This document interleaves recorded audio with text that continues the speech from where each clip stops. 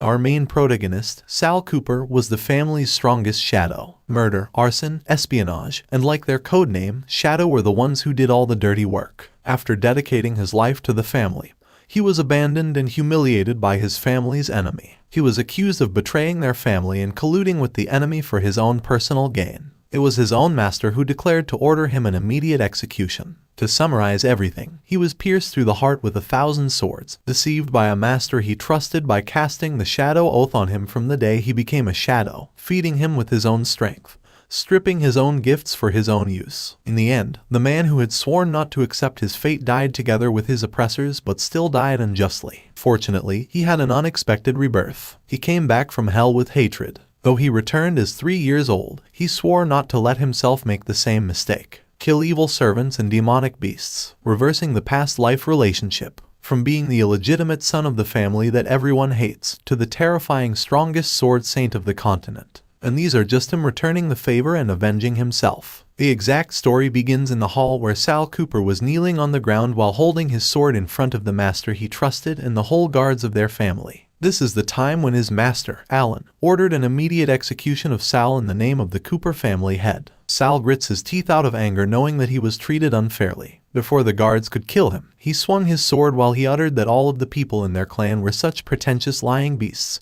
who should rot in hell. He was able to go near Alan and pointed his sword at him. He was trembling since he was pierced on his chest from behind before he could strike. The life he had dedicated himself to his family became something the family sacrificed instead. While he was attacked from behind, he also wondered if his story would really end this way. Before he died, he swore to definitely rip all of the people who betrayed him if he would be given another chance to live. The last thing he recalled is his blood dripping, and all of a sudden, he found himself out of nowhere lying on the grass. Shockingly, he was in the body of a kid, but at first, he wasn't aware. He was full of scratches all over his body and he was surprised by the fact that he was still alive. He gets up and moves like a shadow and he doesn't notice that there's someone heading to him. He was puzzled, wondering where he was, but he also felt that the place was very familiar. The person who entered splashed water on his face. It was a lady servant ordering him to clean himself quickly since there was someone who would take him somewhere. Sal felt insulted by the elder's attitude toward him. He stares at the lady with anger, but the lady servant slaps his face so hard and says, "What's with that rotten gaze? You little brat who hasn't even grown all his hair yet, dare to defy me." Sal fell on the ground and he was so wet. He turned his head around and found his reflection in the water that spilled on the floor. He chuckled evilly knowing that he returned to the time when he was 3. He clenched his fist while repeating the word that he was really reborn. As I had said, Sal Cooper was the Cooper family's shadow in his previous life. Together with the other shadows, he endured the family's cruelest training since a young age. Doing murders, arson, espionage, like their codename Shadow, doing all the hidden dirty work for the family. As rewards, the family also presented them with endless riches and glory. Thus, they, shadows, willingly endured the hardships. As the illegitimate son of the family,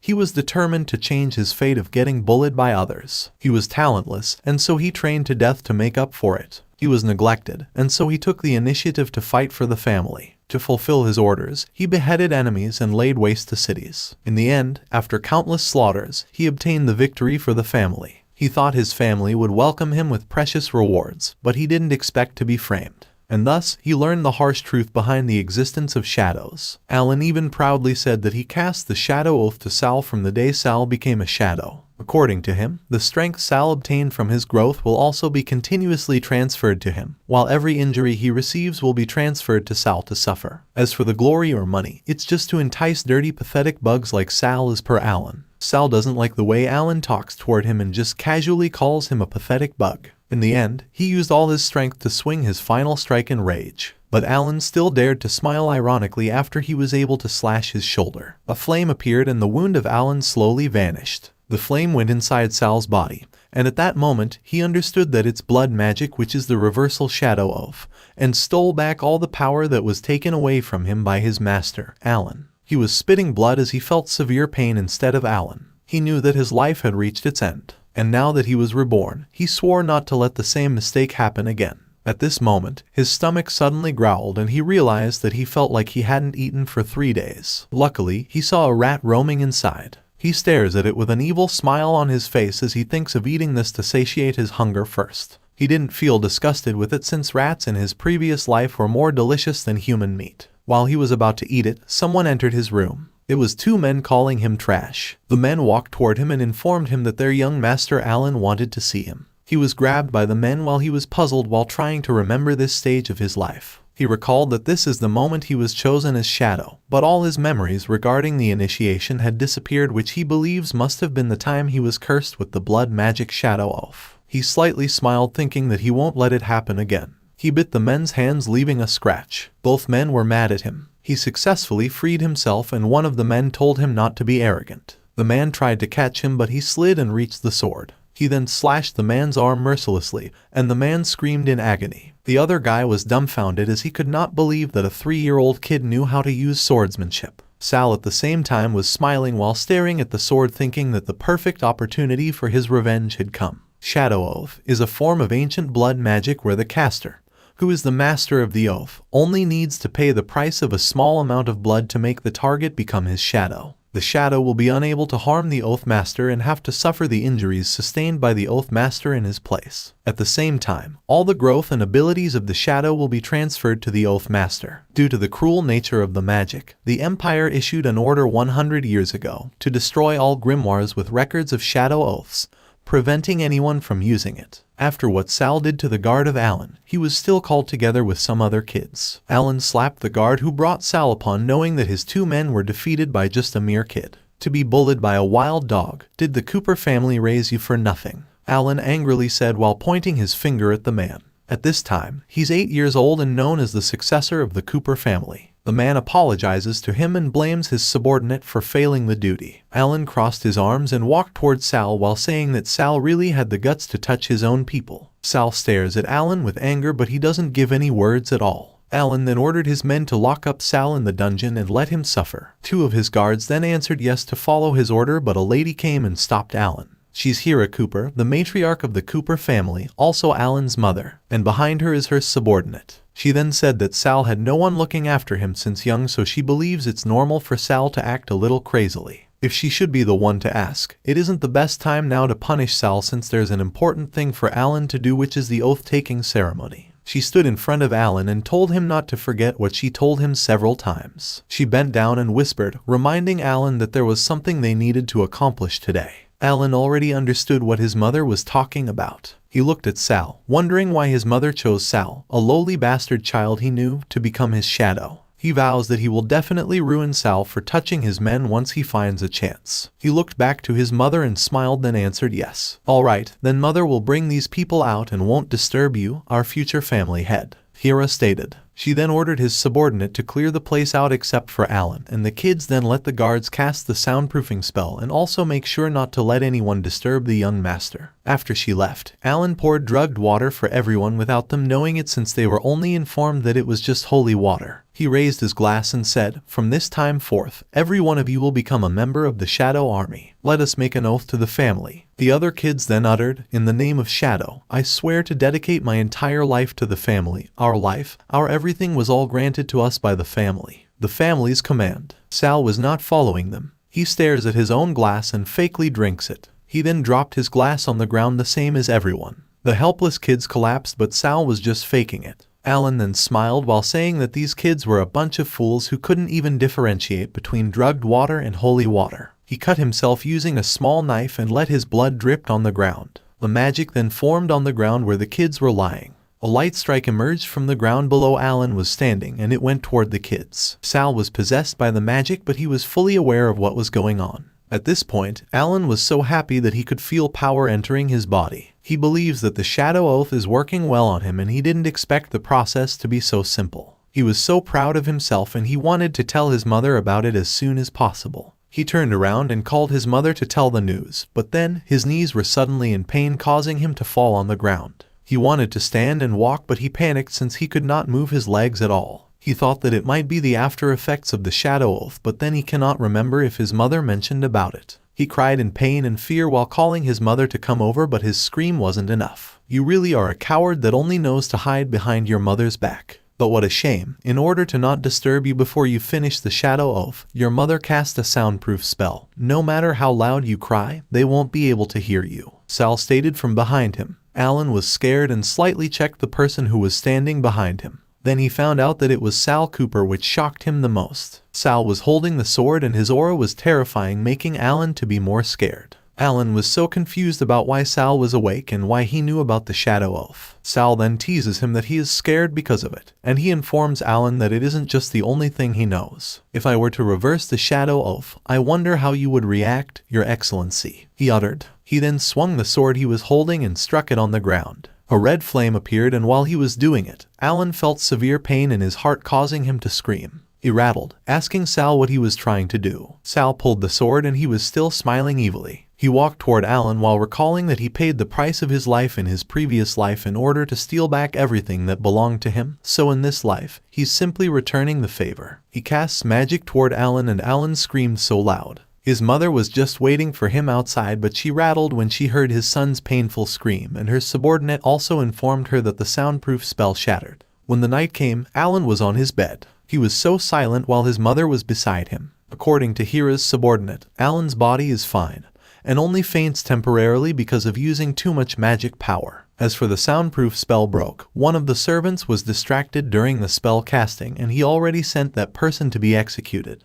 Hira then casually ordered him to feed the corpse to the dogs. She was staring at her son while her subordinate told her that Alan seemed to be unsettled. Also, for him, Alam is too young to do the shadow oath, so it's inevitable that there will be a burden on the heart. Alan at this moment remained silent. He feels that something had happened earlier, but he couldn't remember anything even if how much he tried to recall it. His mother held his head, which startled him. "Alan, you don't have to feel troubled over the shadows. The strong prey upon the weak in this work, and you are," Hira stated. But her words were cut off when Alan pushed away her hand and said, "How is that possible? I am the future head of the Cooper family. Those wretched creatures should be born to sacrifice their lives for me." Hira then chuckled and he was glad to see his son's energy finally came back in an instant. They hugged each other while the lady promised to give a reward to his son Alan. They were not aware that there is someone listening to their conversation just outside the window. As expected, it was Sal Cooper. He crossed his arms and smiled while saying that the two had a deep bond as a mother and son.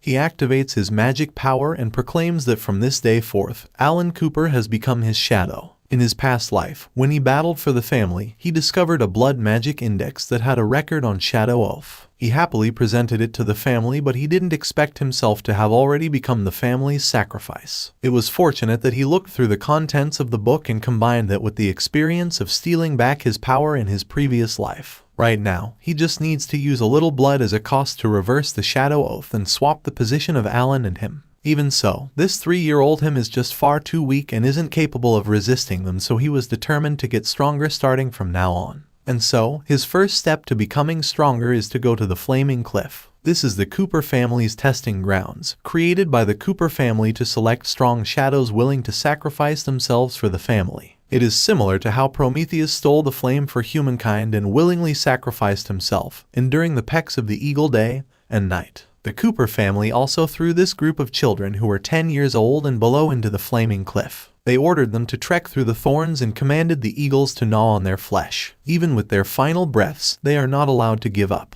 until he first shadow scaled the peak and obtained the blessings of the eagle, Griffin, and received a body that will never be injured, no matter how much it is attacked or pecked. When the day came, all the children including Sal were gathered in the Flaming Cliff. There was a man with a bow standing in front of them who informed everyone that they had only 3 days, and regardless of what methods they used, there was only one objective for this test, which was to reach the peak alive. He's Enos Walker, the Shadow's training officer. He also added that the children shouldn't forget that deserters will be sentenced to death after 3 days. The kids were scared except for Sal, since he was already aware of what to do. "Alright, Shadows, for your bright futures, set off," Enos declared and took a blow on his whistle. Everyone then ran to do their task. They were panicking, but Enos noticed something. That is Sal, who was just chilling while walking and even whistled using his mouth. Enos was so confused as to why Sal was really composed while everyone was panicking. The kids were heading in the same direction while Sal has his own way. Enos' subordinate then informed him that Sal is part of the Cooper family and also the illegitimate son who angered Alan Cooper yesterday. Sal climbs on the cliff and seeing what he is doing makes both Enos and his subordinate laugh while saying that Sal is so stupid for not taking the slope and is scaling the cliff wall barehandedly. They were sure that Sal would probably fall without even reaching the halfway mark. Enos' subordinate suggested that they must now collect Sal's corpse since they expected Sal would really die at this rate. But then, Ino said there was no need for it. He was holding a clock and said, "I suddenly thought of an interesting idea. Now is the perfect time for that guy to show up." After saying that word, an eagle then shows up which scares the children knowing that it's a monster. After a while, Sal managed to climb to the top of the cliff and found the corpses of the kids who were gnawed by the eagle helplessly. The eagle's eyes were dazzling while staring at Sal. Sal was hanging on the cliff while Ino's was staring at him. He angered young Master Alan yesterday. "Why don't we take this chance to remove him by borrowing the griffin?" Ino said while reaching his bow. He aimed his arrow at Griffin, the eagle, while saying that he would make the young master happy. He shot his arrow and only intended to hit a little feather of the eagle. Sal at the same time safely reaches above the cliff. Griffin was mad for daring to attack him. He charged at Sal to vent his anger while saying that foolish humans wanted to die. He tried to attack Sal, but Sal jumped away to avoid its beak. He activated his magic power and jumped to the eagle's body. He was confident since he learned a lot from his previous life. He was standing at the eagle while he concluded that the only way to quickly scale to the peak and obtain Griffin's blessing was to tame it. He raised his flaming sword and attacked it to the eagle. It turned out that Griffin is an S-rank male monster, a 4-star danger level, and was originally born here in the Flaming Cliff. According to legends, it developed intelligence after consuming a massive number of human brains and is capable of communicating with humans. It struck an agreement with the Cooper family to assist them in selecting shadows in exchange for bait. Those who receive the blessing of the griffin will be rewarded with an indestructible body. It loves gold and jewels and has one offspring. Griffin was squeaking in agony the moment Sal struck its head. Sal was aware that griffins are stubborn creatures by nature and possess human-like intelligence, and if he doesn't completely subdue it, it will never be tamed by him. That is why he can only use this move, which is the Shadow Blade, slashing third form. He slashes Griffin with this technique, but Griffin avoids it and suddenly blows a wind orb. He then attacked it to Sal, and Sal unfortunately flew away and almost fell on the cliff. Lucky for him that he was able to grab on the cliff and climb back. He admitted that he was too careless without thinking that he was a 3-year-old kid now, not a 30-year-old adult, so there was no use for him that he had mastered the sword technique in his previous life, since with his current physique and strength, he'll still be blown away before getting close to the griffin. Luckily, he found a solution, and that was if he could reach the cave nearby. He was panting heavily, but he didn't think of surrendering what he had started. The griffin blows another wind orb once again and attacks Sal. Sal runs away and avoids the griffin's attack. Still, he felt such a powerful wind energy from it. Fortunately, he was fully aware that the power of the griffin would increase from level 1 to 10 for every wind orb the griffin released. And if the 10th wind orb was released, not even 100 of him would be able to escape. He suddenly realizes something. He stopped running and jumped as he decided to just tank the griffin hit and use its wind power to propel him to the cave since he could not dodge it. He managed to make it and he flew away going to the cave. He then activates his Shadow Oath to lower his energy consumption and absorb Alan's strength at the same time. While he was doing it, Alan on the ground hand dropped his cup of tea. He fainted once again and his subordinate panicked and called anyone to help. A purple flame and dark reddish come out from his body, and at this time, Sal successfully entered the cave. He then ran inside and the griffin also landed outside the cave to chase him. The griffin immediately headed inside the cave while telling Sal that there was no way for him to run away. But then, the griffin paused and angrily stared at Sal. It is because Sal was holding his son who was crying for help. Sal was pointing his sword at the baby eagle and he smirked to tease the griffin. Few people in the world know that the powerful griffin is born with broken wings and unable to fly, Sal stated. The griffin seemed to be scared, asking Sal what he was trying to do with his child. Sal then told him to relax since he didn't have any intention of hurting the baby eagle. He also told the griffin that he could treat the baby eagle's wings and help him to fly.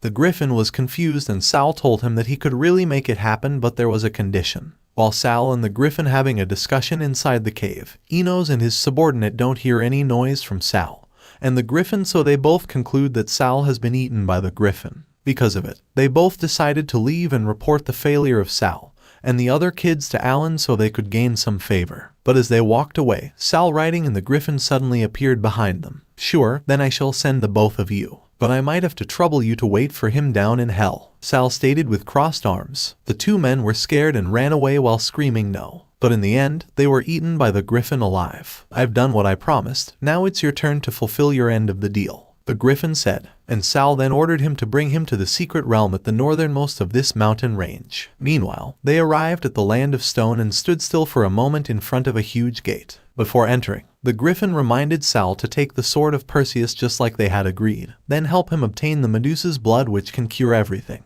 Sal confidently smiled and told the griffin not to worry, but the fact is that his goal isn't the holy sword that the griffin wanted nor to help the griffin. What he wants is to borrow the griffin to destroy this secret realm. The griffin opened the gate, and while they were still standing outside, they instantly saw Medusa's statue together with 3 other human-like statues. The griffin started attacking the statues, and he was shocked when he found out that the statues inside this realm were able to move. Still, he easily crashed the statues, but unfortunately, the shattered pieces of the statues gathered and slowly became one. Sal fell on the ground upon seeing it. He uttered the statues' names, which are Dano, Enio, and Pamphredo. According to him, these 3 statues don't have the 5 organs just like the Gree sisters in mythology, also share the same eye and the same tooth. While he was explaining, the griffin was listening to him while staring at the creature in front of them. He added that the 3 statues had the ability to control seawater because they were the daughters of sea deities, including Medusa. The Gree sisters formed into one and are already in front of them. He screamed run, and the Gree sisters cast a strong wave of water on them. Sal and the griffin ran, but then the griffin said there was no point in them running away.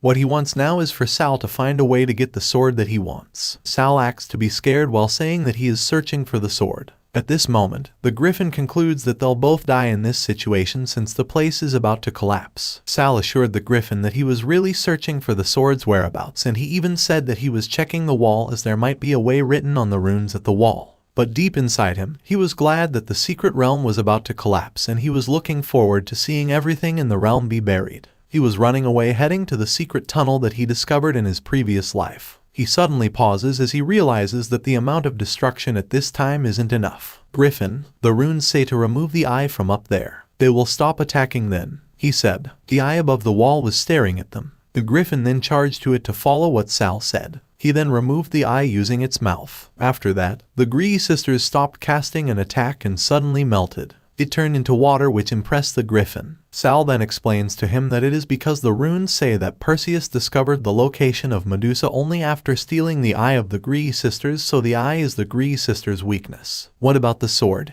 Where's the blood that can treat my offspring? Did the runes say anything? The griffin asked, and Sal then pointed in the direction where the griffin could find the sword. It was located right behind Medusa. According to Sal, Perseus used this sword to behead Medusa, spilling both red and green blood. The red blood can poison all living souls to death, while the green blood can heal all illnesses. But these are just legends. As for this secret realm, there is another secret. That is, the emergence of the sword of Perseus is the time of Medusa's revival. At this point, Medusa woke up and aimed to attack the griffin. She casts an attack, and Sal then seizes the opportunity to run away to leave. Once the Medusa statue is activated, he knows that it won't stop unless someone beheads it with the sword of Perseus. He opened the secret path to exit, but when he took a glance at Medusa, it turned out that it wouldn't let him leave and suddenly attacked him. He was lucky enough to avoid it. He slid on the ground while staring at Medusa. Medusa's eyes were dazzling. She possessed an azure flame, and Sal was confused as to why Medusa was attacking him. He wondered where's the griffin, but then he found that the griffin was hiding on a rock. You can tell at a glance that this guy won't be easy to deal with. I'll leave the rest to you, I don't want to die,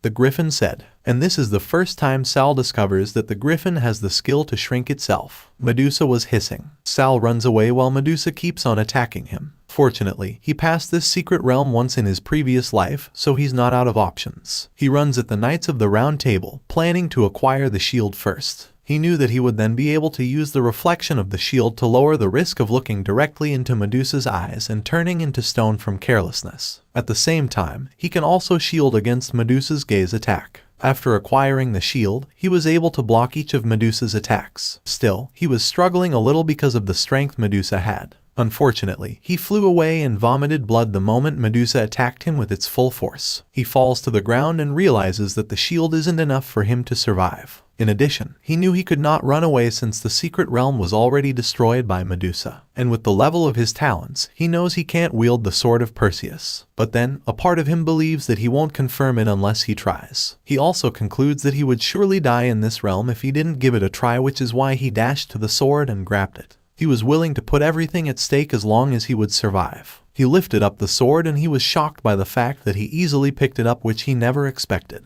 He was grabbed by Medusa, but he didn't panic at all since his mind is still wondering why he grabbed the sword easily. He knew that his talent rank was too low to hold the sword, so he couldn't believe what just happened. He recalled back then in his previous life when Alan belittled him for wanting to hold the holy sword despite that he's just a D-rank talent. He was tied to a cross while Alan and Hira were standing in front of him and talking. During that time, Alan told his mother that Sal was still conscious so he might know that they were going to strip his talent away from him. Hira then told him that simple amnesia magic would be enough to settle the problem, so he shouldn't worry about anything. He recalled that Alan stole his swordsmanship talent. Surprisingly, Sal possessed the power that came from the sword. He was covered with flame, which shocked the griffin. He was clueless about what was going on, but then he instantly realized what was happening to Sal now. That is because Sal actually broke off the bind unscathed. Sal stares at Medusa with anger and Medusa becomes scared with the aura Sal has. Sal swung his sword and he seemed to have a monster complexion. In his past life, he possessed a sword talent that might have been S rank or higher. But the matriarch used some form of magic to strip him of that talent and gave it to Alan, then erased his memories. But now, he finally knew the truth. After dealing with Medusa, he immediately collects Medusa's blood and he suddenly guffaws, which confuses Griffin as to why he acts differently all of a sudden. His eyes were dazzling while he was thinking that everything becomes more and more interesting. Because of what he discovered, he was confident to deal with Alan and those other people who betrayed him. While he was laughing alone like crazy, Griffin slowly moved to take the chance to hurriedly scurry away while Sal was busy. But then, when he was about to flee, he was startled by the voice of Sal commanding him to come back. Griffin turned back and addressed Sal as his lord, asking him what was the matter. Sal at the same time senses that Griffin suddenly becomes afraid of him despite the fact that he's an S-rank monster. "Is your head made of metal?" Sal asked, but Griffin was confused by his question. After explaining to him, he then flew inside the tunnel and started destroying it. He was forced to bump into the wall, causing him to get a lump on his head. While doing it, Sal was riding on his back. At the same time, Griffin realizes that Sal only used him to destroy the secret realm right from the start. Since Sal can treat his offspring, he also won't let the opportunity pass. He continued to destroy the cave. The secret realm was completely destroyed after a few minutes and Medusa was covered by the rocks that collapsed. After finishing the secret realm, Griffin went back to the flaming cliff together with Sal. Surprisingly, he uttered Sal's full name and declared to bless him with his title as the Griffin. He blessed Sal with a body that will never be injured no matter how he'll be attacked. Sal was covered with the magic of Griffin. While in the process, he feels like his body has strengthened and some of his minor injuries have healed. He knows that it would be good for his sake to know that reducing his body's injuries means he won't need to constantly transfer his injuries to Alan anymore, which could make the matriarch suspicious. Furthermore, he concludes that he must hide his S-rank sword talent for now so he won't be inviting unwanted trouble. After giving him a blessing, he then handed Medusa's blood to Griffin and instructed Griffin to give it to his offspring so that the baby eagle's wings would be healed. Griffin immediately accepted it and let his offspring drink it. The healing process immediately started and the baby eagle finally flew with happiness knowing that he was now perfectly fine. Griffin, on the other hand, was so glad to see his offspring's energy come back because of Sal's help. It only knows how to fly now, but if it doesn't accept a master before it comes of age, it will be a stupid bird in the end, Sal stated, but Griffin didn't understand what he meant. "Nothing, I'm just giving you kind-hearted advice as a stranger. After all, you also became strong only after you accepted a master, right?" Sal added. Griffin agreed to him, knowing that he wouldn't have awakened his intelligence and become even stronger if his master hadn't fed him human brains daily. His master had already died for 100 years, so he doesn't know where he could still find a powerless and ruthless master just like the previous one he had. His eyes suddenly brightened as he thought of a way, that is to choose Sal Cooper as the master of his offspring. "Please accept my child as your pet, master," he said. Since Sal possessed incredible intelligence and skills beyond anyone his age, Griffin believes that Sal might even exceed Bled in the future. Sal smirked, knowing that Griffin took the bait. "All right, I can accept it as my pet monster, but you have to make a deal with me," he answered. He told Griffin that he wanted all the information Griffin had regarding Bled Cooper, as well as the precious key that could unlock the place where the Cooper family worships the sword spirit Bled. Going back to Cooper's palace, Hira received a report from her subordinate that they could not find the cause of why Alan always fainted. "Are you telling me that the young master's constant fainting happens out of thin air? How long will this situation last?" she asked, and her subordinate told her not to worry since Alan has the protection of the Shadow Oath and has always woken up very quickly. In addition, Hira also had those little shadows helping Alan to take his injuries in his place and supply him with strength. Hira agreed with her subordinate, but he really felt strange with the whole situation since Alan started to faint on the day of the Shadow Oath ceremony, so she concludes there's someone behind it. After reporting about Alan's health, the servant of Hira then informed her that there was another urgent matter Hira should have to take care of for now. According to him, Sal Cooper obtained first place in the competence test, which they already expected. It's just that Sal Cooper used the griffin to kill 2 of their men and make the baby eagle as Sal's pet master. Hira was surprised upon hearing it. She panicked and put back the glass of tea she was holding while asking her subordinate about where Sal was. Her subordinate said that Sal was just outside the door. Hira stood and was about to go to Sal, but Sal entered the room and asked Hira how he could help her. Hira then asked him why he killed the walker, which are those 2 men Sal killed on the flaming cliff. And Sal answered, "I did it all for the family. A shadow officer like him was killed by a 3-year-old child. He's too useless. The Cooper family doesn't need trash like him.